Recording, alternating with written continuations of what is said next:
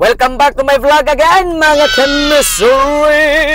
Ay, nalapit na karon. Ato na po rin isgutan kining pulong di ko kasabot. Kaning pulong ba di ko kasabot? Di ka kasabot sa imong bana, di ka kasabot sa imong asawa, di ka kasabot sa imong mga anak, di ka kasabot sa atong silingan, munang mahimutang mga bagol bolan.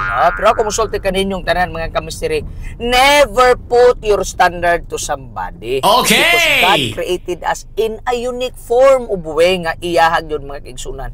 Mobito na nga atong mga kamot na agyod tay klase-klase nga mga fingerprints. Mobito na ginagamit sa NBI no para madakpan yun ang usa ka kriminal.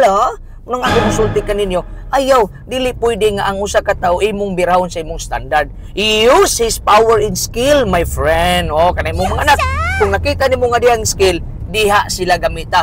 Imong bana, imong asawa. Kay sultian ta ka mga kamisteri, makasabot lang yung ka sa isa katawo kung ang imong standard mao ang Ginoo.